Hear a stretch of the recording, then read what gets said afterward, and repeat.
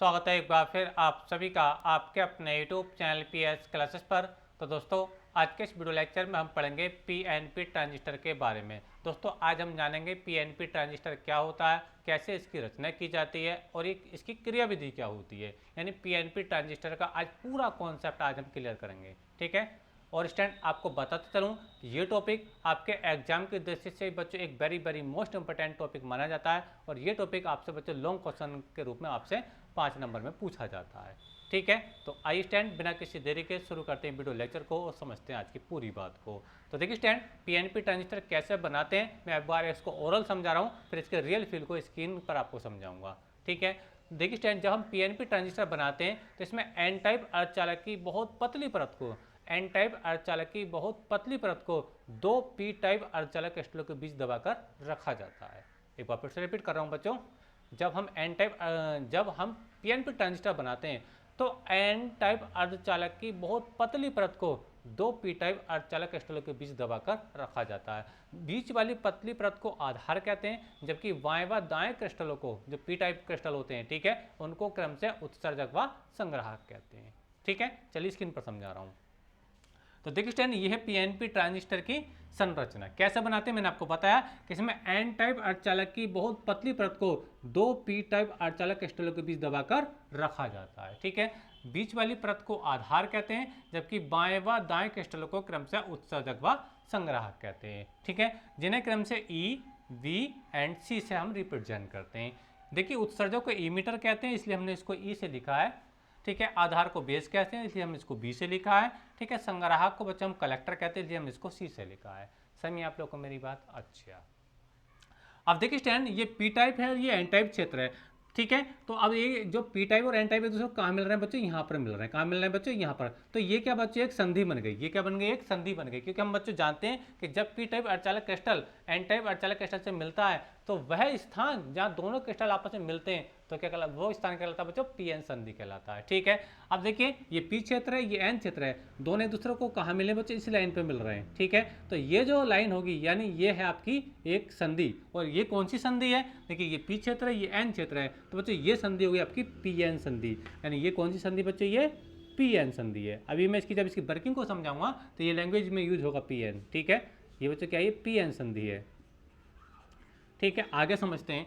अब देखिए, ये तो ऑलरेडी एन टाइप है, ये क्या बच्चे? पी टाइप है। ठीक है। और ये दो एक दूसरे को कहाँ मिले होंगे बच्चे? यहाँ मिले होंगे। ठीक है। तो ये कौन सी संधि बच्ची? ये एन पी संधि है। क्या बच्चों? एन, ये एन है और ये पी है, तो ये जो जंक्शन है बच्चे, ये जो संधि बच्ची, ये क्या आपकी एन पी संधि है।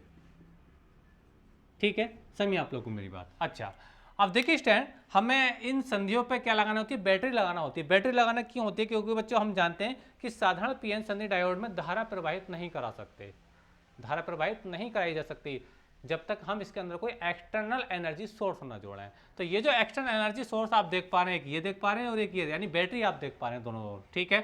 अब देखिए, इनकी जो व्यवस्था है उसको समझना बड़ा इंटरेस्टिंग है कि ये अग्रविनत कब होती है और ये पश्चविनत कब होती है। ठीक है। चलिए, अब इसको समझने के लिए बच्चों पहले आपको ये समझना होगा कि पी क्षेत्र में क्या होता है और एन क्षेत्र में क्या होता है। बच्चों, पी क्षेत्र में होते हैं होल, यानी कोटर होते हैं जिन पर प्लस चार्ज होता है। चलिए मैं आपको समझा देता हूँ।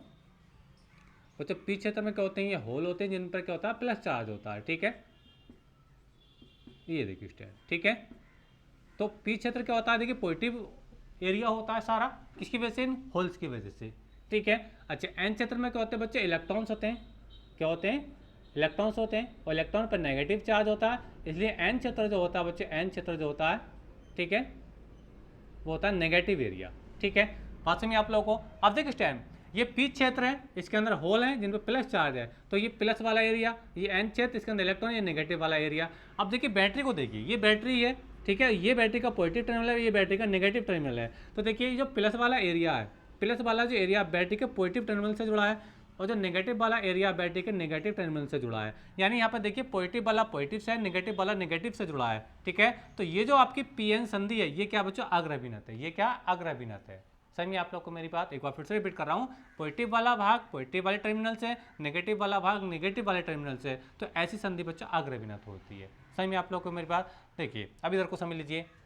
ये जो बच्चों देखिए, ये आपका एन क्षेत्र, ये पी क्षेत्र, यानी एन पी संधि की अगर बात करते हैं तो देखिए, अभी मैंने आपको बताया कि पी क्षेत्र में क्या होते हैं बच्चों? होल होते हैं, यानी कोटर होते हैं जिन पर प्लस चार्ज होता है।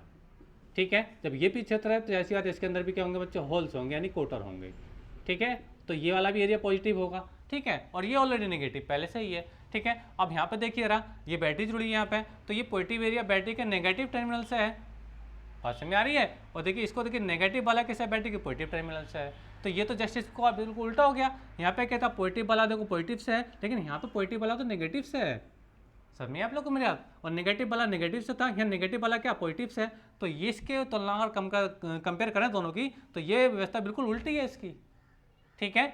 तो यानी कहने का मतलब ये है कि पॉजिटिव एरिया नेगेटिव से हो, नेगेटिव वाला पॉजिटिव से हो, तो ये संधि होती है आपकी पश्च अभिनत या उत्क्रम अभिनत होती है, समझ में आप लोग को मेरी बात। अच्छा अब देखिए स्टैंड, इसकी अगर हम वर्किंग को समझें, क्रियाविधि को समझें, तो देखिए जैसे कि हम जानते हैं जब पी एन संधि अग्र अभिनत होती है, क्या होती है, अब अग्र अभिनत होती है, ठीक है।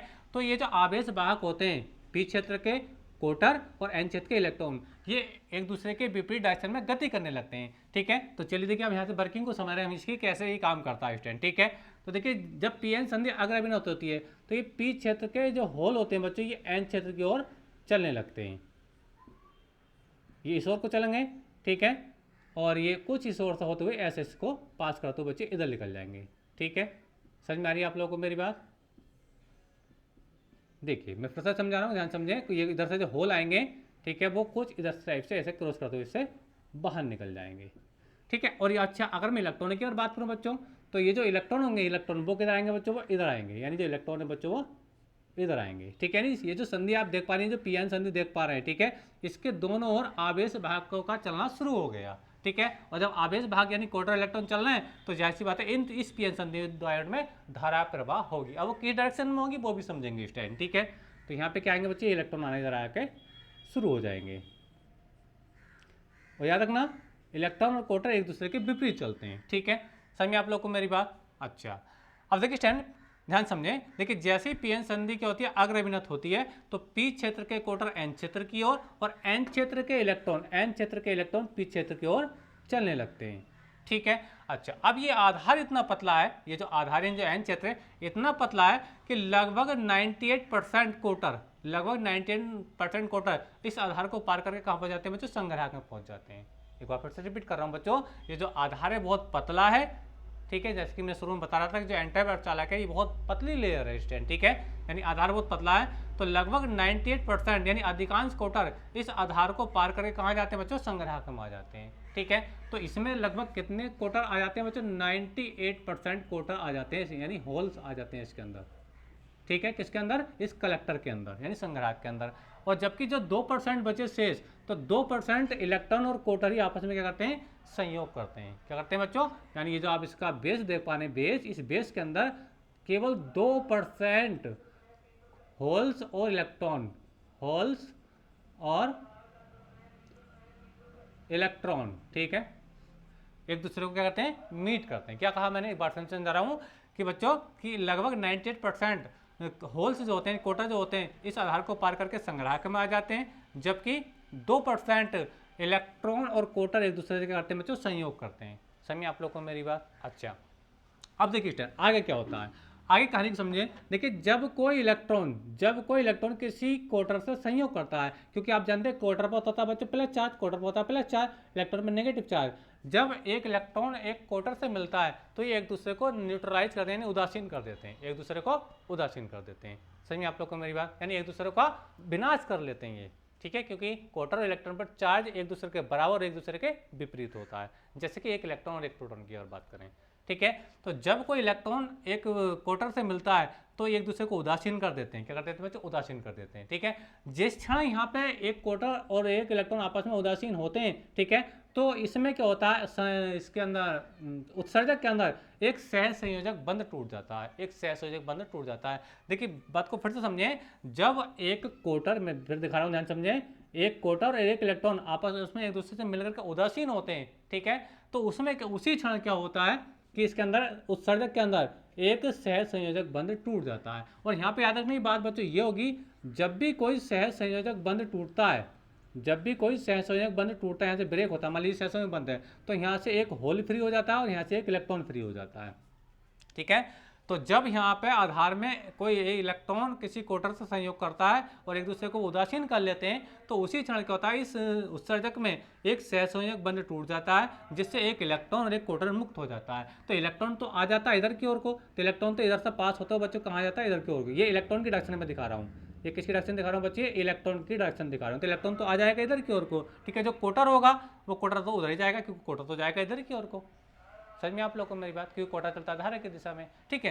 अब ये इलेक्ट्रॉन होता हुआ यहाँ से कहाँ जाता है बच्चों, बैटरी पॉजिटिव के धन सिरे पर आ जाता है, ठीक है। कोटर चला गया उधर, उधर जानता है इलेक्ट्रॉन आ गया बच्चों यहाँ। लेकिन जैसे ही इलेक्ट्रॉन यहाँ पॉजिटिव टर्मिनल पर आकर उदासीन होता है, ठीक है, अट्रैक्ट हो जाएगा क्योंकि ये प्लस चार्ज है, ठीक है। तो उसी क्षण क्या होता है, इस नेगेटिव टर्मिनल से, क्योंकि हम जानते हैं बैटरी के नेगेटिव टर्मिनल से इलेक्ट्रॉन निकलते हैं, ठीक है। तो तभी क्या होता है, यहाँ से एक इलेक्ट्रॉन निकल करके कहाँ प्रवेश कर जाता है बच्चों, इलेक्ट्रॉन के लिए रिडक्शन दिखा रहा हूँ, तो ये इसके अंदर प्रवेश कर जाता है।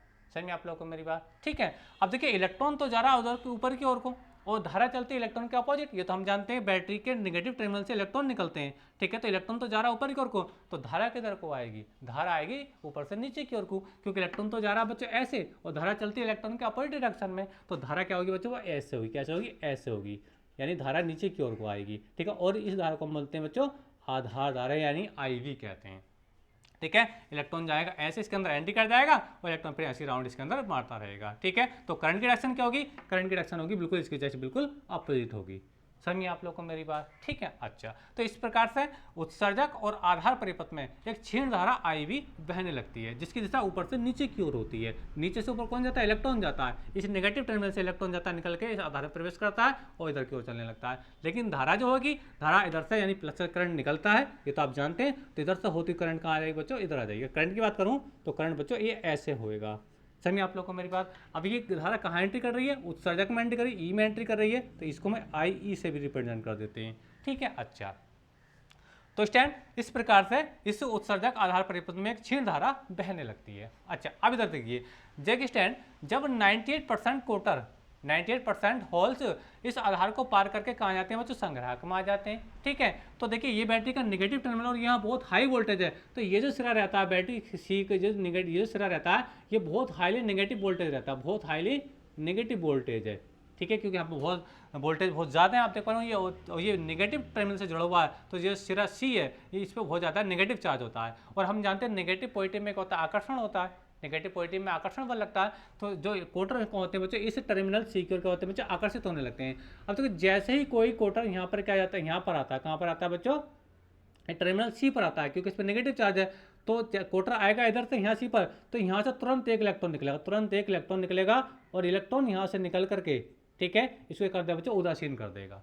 समझिए आप लोगों को मेरी बात, एक बार फिर समझें, जो 98% कोटर इस आधार को पार करके संग्राहक में आते हैं, ठीक है, तो वो टर्मिनल C के द्वारा आकर्षित कर लिए जाते हैं। और जैसे ही कोई कोटर यानी होल इस टर्मिनल C पर आता है, तो उसी क्षण यहाँ से एक इलेक्ट्रॉन निकल करके उस कोटर को उदासीन कर देता है। क्या कर देता है, उदासीन कर देता है, ठीक है। अच्छा, अब जैसे ही इसके अंदर उदासीन करेगा, ठीक है, उदासीन हो गया, तुरंत वही घटना यहाँ पे होगी, एक संयोजक बंध इसके अंदर टूटेगा, किसके अंदर, उत्सर्जक के अंदर टूटेगा, तो एक इलेक्ट्रॉन और एक कोटर फ्री हो जाएगा। तो कोटर तो उधर चलने लगेगा, इलेक्ट्रॉन बच्चों इसी माध्यम से यहाँ पे चलने लगेगा। सही में आप लोगों को मेरी बात, ठीक है। तो इस प्रकार से यहाँ से भी इस सर्किट के अंदर धारा बहने लगती है, क्योंकि यहाँ से इलेक्ट्रॉन जा रहा था ऊपर की ओर को, ठीक है, तो यहाँ से करंट आएगा इस ओर को, और ये धारा किससे निकल कर आ रही है, संग्राहक से निकल कर आएगी धारा। तो इसको हम IC कहते हैं बच्चों, IC कहते हैं। इसे कौन धारा कहते हैं बच्चों, IV धारा कहते हैं। तो ये IC धारा और ये IV धारा दोनों मिलकर के कहाँ प्रवेश करती हैं बच्चों, ये इसके अंदर संग्राहक मतलब उत्सर्जक में प्रवेश करती हैं, इसलिए इस धारा को हम कहते हैं बच्चों IE कहते हैं, ठीक है। और यहाँ से जो धारा का समीकरण निकल के आता है बच्चों, वो क्या आता है,